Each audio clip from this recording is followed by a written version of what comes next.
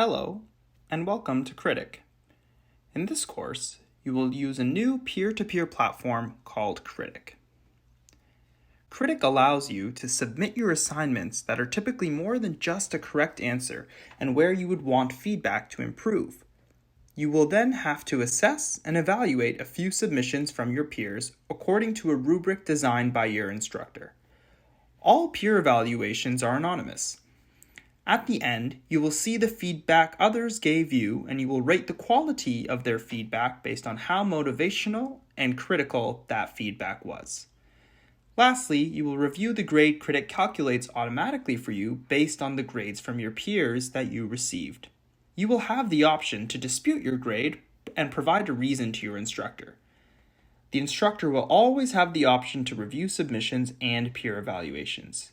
They will finalize your grade either by keeping it as is, or if necessary, decreasing or increasing it. When your instructor edits your grades or leaves a comment on your submission or a comment on your evaluation, there will be a clear notification in the interface. Keep an eye out for it.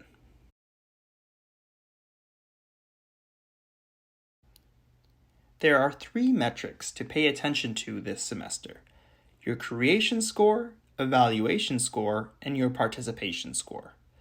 The creation score is the grade you receive from your peers for any work that you create. The evaluation score is comprised of a grading element and a feedback element. You will be assessed on your ability to grade accurately compared to what your peers and your instructor thinks of a creation. The feedback element will guide your ability to provide feedback and whether it is critical or motivational. The participation score will determine whether you are participating in giving feedback to your peers. Kritik uses an algorithm to detect if you are a good grader or not, and changes the way your peer evaluations impact the grades of your peers. You can see your grading power by looking at the badges around your profile photo. The higher the number of stars, the bigger impact your grading will have on the final grades. This is a dynamic number and changes based on your grading performance throughout the semester. If you want to know how to do better evaluations, pay attention to your evaluation score detailed reports after an activity is finalized. Also, make sure you watch the videos we have provided in our Help Center that provides tips on how to provide a motivational and critical piece of feedback to your peers.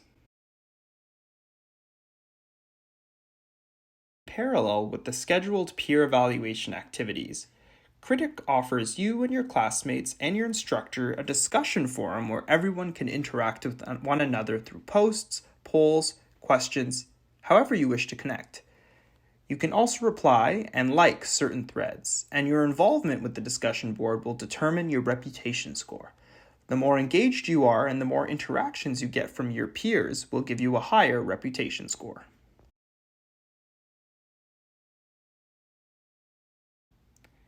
To sign up for Kritik, you should follow the link sent to you by your instructor. If your instructor has sent the invitation links but you have not received anything, first check your spam folder for an email from noreply@kritik.io and make sure you add that in your contact list.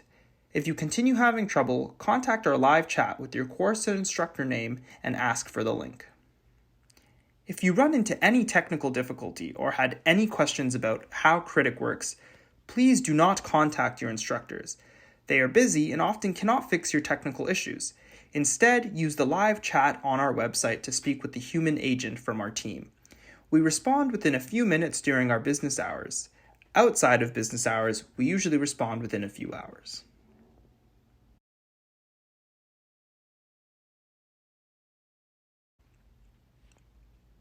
Some students ask us, why should we grade our peers if we are not going to become a teacher? Isn't grading a teacher's job? Well, here's the thing. Science has shown us that one of the most important elements of learning something is by practicing to evaluate others' work.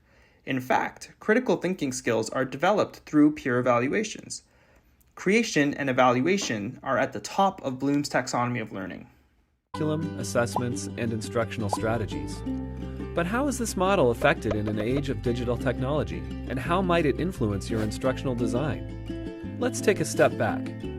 Bloom's taxonomy was created in the 1950s by educational psychologist Benjamin Bloom and his colleagues.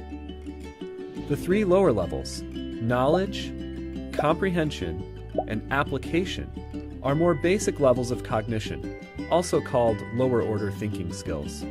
This would include concrete thinking, memorization, and understanding. The three upper levels, analysis, synthesis, and evaluation, referred to as higher-order thinking skills, include abstract, critical, metacognitive, and creative thinking. Some have likened the model to a mountain or a stairway, where teachers set learning objectives and design learning experiences to guide students to higher levels of thinking.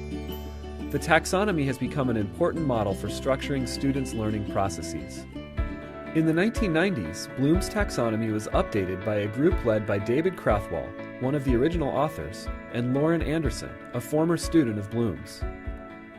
To make the model relevant to 21st century learning, one of their main changes was updating the nouns associated with each level to action-oriented verbs.